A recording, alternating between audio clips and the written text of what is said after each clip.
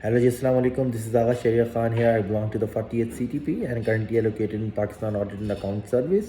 अच्छा, कुछ दिनों से स्टूडेंट्स मुझे रिक्वेस्ट कर रहे थे कि सर पर्टिकुलरली फ्रॉम सिंध कि सर हमें जो है वो रेंज फॉरेस्ट से रिलेटेड हमारा इंटरव्यू होने वाला है, तो काइंडली हमें कुछ टिप्स या प्रिपरेशन स्ट्रेटजी बताइए. So this video is for that purpose.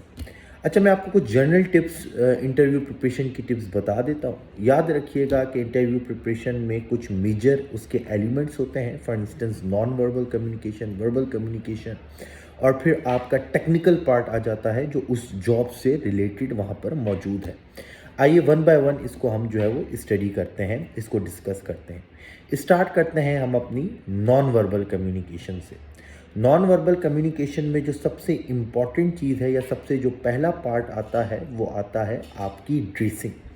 ये भी कहा जाता है कि once you enter in the room and the moment you sit on the chair, उस दौरान जितना टाइम होता है, किस तरह आप चलकर आते हैं, बैठते हैं, वो भी बहुत इंपॉर्टेंट होता है, जिससे आपका इंटरव्यूअर आपकी पर्सनैलिटी को जज करता है, क्योंकि उससे पहले से उसने आपके बारे में फाइल पर पढ़ा होता है.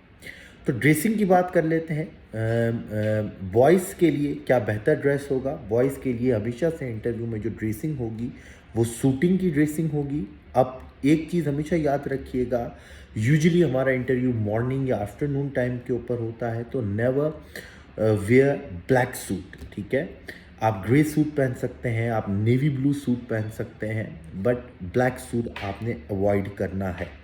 इसमें स्टैंडर्ड तरीका ये होता है कि आप नेवी ब्लू सूट पहन लें, ठीक है, वाइट शर्ट रखें और उसके ऊपर जो है वो आप टाई लगाएं. ठीक है, टाई याद रखिएगा जो है वो डार्क रेड कलर की ना हो, ब्लू हो, लाइट ब्लू हो या लाइट ग्रीन हो, इस तरह की टाई हो. ब्लैक शूज़ हो, बेल्ट हो आपकी, और आप कंफर्टेबल महसूस कर रहे हो. तो सबसे पहले आपकी ड्रेसिंग इम्पॉर्टेंट है. Same is the case with girls. Girls भी को भी चाहिए कि वो एक सूटेबल ड्रेसिंग करें. ऐसी ना करें कि जिस तरह शादियों में जाया जाता है, और बिल्कुल ऐसी भी ना करें जिस तरह घर में है. एक मीडियम अच्छी ड्रेसिंग होनी चाहिए. देन आप जाके बैठ गए. फिर नॉन वर्बल कम्युनिकेशन में अगेन दो तीन चीज़ें आती हैं. पहली चीज़ है आपका आई कांटेक्ट. ठीक है, आपने आई कांटेक्ट किस तरह रखना है.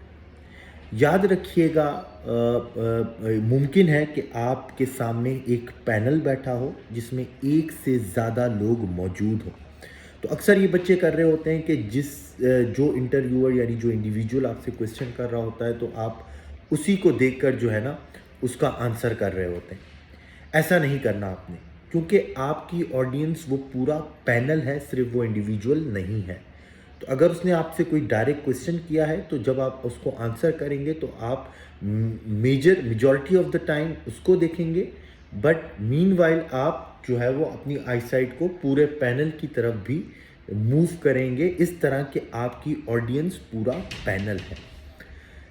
दूसरी मोस्ट इम्पॉर्टेंट चीज़ जो है वो इंटरव्यू के अंदर वो है आपके हैंड जेस्चर्स. हैंड जेस्चर्स में क्या करना है, आपने बिल्कुल रोबोटिक होके भी नहीं बैठना, और ज़्यादा ऊपर ऊपर आपने अपने हैंड जेस्चर्स को भी मूव नहीं करना. आपने सिंपल अपने हैंड जेस्चर्स को थोड़ा बहुत मूव करना है. If you are going to give three option, so you can say that first option is that, second option is that, third option is that, और मैक्रो इकोनॉमिक मैक्रो स्ट्रेटजी है, micro strategy है. हल्के से आपने gestures use करने हैं. तीसरी चीज़ जो इम्पॉर्टेंट है या चौथी चीज़ जो इम्पॉर्टेंट है नॉन वर्बल कम्युनिकेशन में, वो मैंने अक्सर देखा है कि व्हेन इंटरव्यूअर आस्क क्वेश्चन, जब भी इंटरव्यूअर एक क्वेश्चन आपसे पूछता है, और जाहिर बात है आपको उसका आंसर जो है वो माइंड में उसके बारे में जो है क्या बोल सकते हैं, सोचने में और ब्रेनस्टॉर्मिंग करने में यू नीड टाइम. तो अक्सर बच्चे क्या कर रहे होते हैं, यूँ कर रहे होते हैं, या ऊपर देख रहे होते हैं, या यूँ कर रहे होते हैं. ये चीज़ नहीं करनी. पहली चीज़ आपने क्या करनी है, अगर उसने क्वेश्चन पूछा है और क्वेश्चन आपको समझ में नहीं आया, तो you can say sir kindly repeat the question. और अगर क्वेश्चन बड़ा है and you need certain minute और certain time to basically structure your question, so you can ask the examiner and take a permission, sir kindly give me 10 to 15 seconds to structure my answer. वो आपको दे देगा. अगर आप ये भी नहीं करें तो अगर वो आपसे पूछ रहा है तो अगर आपको जल्दी आंसर करना है तो आपने ऊपर वगैरह नहीं देखना, जस्ट थोड़ा सा आपने नीचे देखना है 5 सेकंड के लिए। मीनवाइल अगर आपने स्ट्रक्चर कर लिया आंसर तो आपने फिर उसको जो है वो आंसर देना स्टार्ट कर देना है। ठीक है जी, तो ये चीज़ बहुत इंपॉर्टेंट है, ये चीज़ याद रखिएगा। तो नॉन वर्बल कम्युनिकेशन में हमने क्या चीज़ डिस्कस की? The first thing is your dressing, second thing आपका आई कॉन्टैक्ट, थर्ड आपके हैंड जेस्चर्स, एंड फोर्थ में ये जो मैंने आपको बात बताई कि अगर आपको सवाल जो है वो स्ट्रक्चर करने में टाइम है तो या तो आप परमिशन ले लें या हल्का सा नीचे देखें और फिर आप आंसर करें। अब आ जाते हैं वर्बल कम्युनिकेशन की तरफ। देखिए, वर्बल कम्युनिकेशन में जो सबसे चीज़ इम्पॉर्टेंट है वो है आपकी टोन की पिच और आपकी टोन की लाउडनेस। काफ़ी दफ़ा मैंने ऐसा देखा है, काफ़ी इंटरव्यू भी कंडक्ट किए हैं कि जब स्टूडेंट से क्वेश्चन पूछा जाता है तो उनकी टोन इतनी, उनकी लाउडनेस कम होती है कि आवाज़ ही नहीं आती और एग्जामिनर को बोलना पड़ता है कि भाई आप क्या बोल रहे हैं, काइंडली स्पीक लाउडर, क्योंकि आप थोड़ा सा फासले पर बैठे होते हैं। ठीक है, और जो उम्मीद है कि जो इंटरव्यूअर होते हैं वो थोड़े से एजिड भी होते हैं, 50+, थोड़ा सा उनको सुनने में मसला होता है। फिर काफ़ी दफ़ा ऐसा भी देखा है कि कोई क्वेश्चन पूछो तो स्टूडेंट इतना लाउड होता है कि उनको कहना पड़ता है कि भाई रिलैक्स। तो आपने अपनी पिच या लाउडनेस अपने आवाज़ की इतनी रखनी है कि उसको आराम से आपका जवाब सुनाई दे, वो ना इतनी ज़्यादा हो ना इतनी कम हो। ठीक है जी।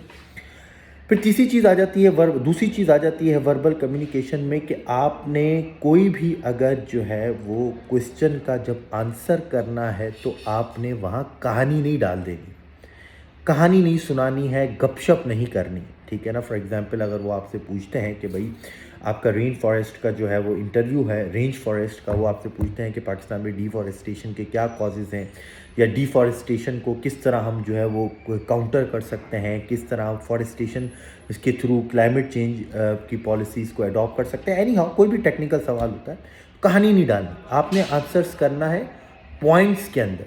ठीक है, आपने किस में आंसर करना है? पॉइंट के अंदर कि sir there are 3 measures that we can adopt to counter the problem of deforestation. The first one is that, second one is that, third one is that. Pointer भी 5 से ज़्यादा नहीं होने चाहिए। Major 3 pointers 4 pointers are more than enough. वहाँ पे कहानी नहीं डालनी, ये हुआ वो हुआ फलाना हुआ, नहीं। ठीक है ना। वो आपसे पूछता है भाई पाकिस्तान के इकोनॉमिक चैलेंजेस बता दें। Sir there are 3 to 4 major economic challenges of Pakistan, start from debt management, physical deficit, balance of payment crisis और इंडस्ट्रियलाइजेशन का इशू। जो भी आपको समझ में आ रहा है, मैं जस्ट एग्जाम्पल के तौर पे आपको बता रहा हूँ। तो कोई भी टेक्निकल क्वेश्चन वो आपसे पूछता है तो आपने कहानी नहीं डालनी, you have to answer in pointers ताकि क्रिस्प हो, ब्रीफ हो। ठीक है जी। कोई आंसर नहीं आता, याद रखिएगा 2 तरह के क्वेश्चंस होते हैं, एक ओपिनियन बेस्ड क्वेश्चन होता है और एक फैक्ट बेस्ड क्वेश्चन होता है, जिसको ऑब्जेक्टिव टाइप क्वेश्चन भी कहते हैं। Never say sorry on opinion based question. ठीक है ना। आपसे किसी चीज़ का ओपिनियन ले रहा है कि भाई आप क्या समझते हैं इस बारे में, ठीक है, आपकी क्या राय है इस चीज़ के अंदर। पाकिस्तान में पॉलिटिकल पोलराइजेशन हो रही है, बहुत ज़्यादा शार्प हो चुकी है political polarisation.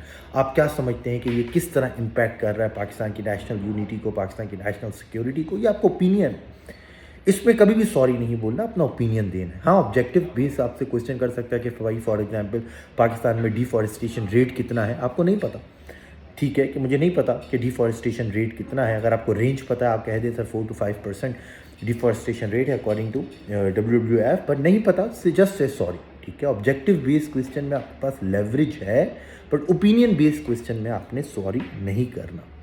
And last but not the least, again a very important thing, कि मेजॉरिटी ऑफ द टाइम्स ये होता है कि जब आप वहाँ जाके बैठते हैं तो जो पहला क्वेश्चन आपसे किया जाता है, अच्छा, last but not the least, there is a high probability that the first question will be asked about yourself, कि जेंटलमैन इंट्रोड्यूस योर सेल्फ और लेडी इंट्रोड्यूस योर सेल्फ।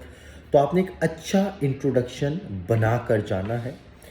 50 से 80 सेकंड्स के दरमियान वो इंट्रोडक्शन होगा, जिसमें आप अपना नाम बताएंगे, अपनी क्वालिफ़िकेशन बताएंगे, अपनी कोई अचीवमेंट है वो बताएंगे, अपनी हॉबीज़ बताएंगे, अपना कोई आपका ड्रीम है जिसको आप परसू करना चाहते हैं, आप वो बताएंगे। ठीक है, बट एक चीज़ में याद रखिएगा कि आपका जो भी इंट्रोडक्शन होगा उससे मज़ीद काउंटर क्वेश्चन किया जा सकता है। कि फॉर एग्ज़ाम्पल अगर मैं कहता हूँ कि मेरी जो एजुकेशन है, I have educational background of engineering और इंडस्ट्रियल मैन्युफैक्चरिंग इंजीनियरिंग में मैंने जो है वो बी की हुई है, तो वो हो सकता है कि वो पूछ सकते हैं कि भाई ज़्यादातर इंजीनियर्स जो है, मैं अपनी बात कर रहा हूँ, कि सिविल सर्विस में क्यों आना चाहते हैं, why they don't want to pursue the career of engineers. इस तरह के क्वेश्चंस आपसे किया जा सकते हैं, जो भी आपकी डिग्री हो उसके बारे में किया जा सकता है, कोई आप हॉबीज़ बता रहे हैं उसके बारे में किया जा सकता है। तो झूठ नहीं बोलना अपने बारे में, जो भी बोलना है उसको प्रिपेयर करके जाना है। फिर आपका जो भी ओरिजिन है, आप जिससे भी बिलोंग करते हैं, आप कराची से बिलोंग करते हैं, खैरपुर से बिलोंग करते हैं, शिकारपुर से बिलोंग करते हैं, तो अपने एरिया के बारे में भी आपसे सवाल किए जा सकते हैं, ख़ास तौर पे फ्लड से रिलेटेड, या वहाँ की क्या मशहूर चीज़ है, क्या ट्रेडिशन है, क्या नॉर्म्स हैं। तो इस चीज़ को भी आपने ये चीज़ तैयार करनी है। तो ये कुछ इंपॉर्टेंट टिप्स थी, जनरल टिप्स थी, जो मैंने सोचा आप लोगों के साथ शेयर करूं। याद रखिएगा, नॉन वर्बल, वर्बल कम्युनिकेशन और टेक्निकल पार्ट, इन तीनों चीज़ों को अच्छे से प्रिपेयर करिएगा। जब भी क्वेश्चन का आंसर करें, पॉइंटर्स में करें, जो है वहाँ पर कहानियाँ ना सुनाएं। And in the end I want to wish you a best of luck for your interview. और लास्ट बट नॉट लीस्ट, कि बी कॉन्फिडेंट, ठीक है, बी कॉन्फिडेंट, घबराना नहीं है, जैसा कि बोला जाता है। आपने कॉन्फिडेंट रहना है, स्माइल होनी चाहिए हल्की सी फेस के ऊपर, ज़्यादा नहीं हंसना, हल्की सी स्माइल होनी चाहिए। इन द एंड अगर वो आपसे बोलें, अगर आपके पास कोई क्वेश्चन है तो आप उनसे पूछें, इन द एंड आप जो है वो एक अच्छे नोट के ऊपर छोड़ कर जाएँ। बाकी अल्लाह के हाथ में है। कॉन्फिडेंट को लूज़ नहीं करना, चाहे कुछ भी हो जाए। Thank you so much.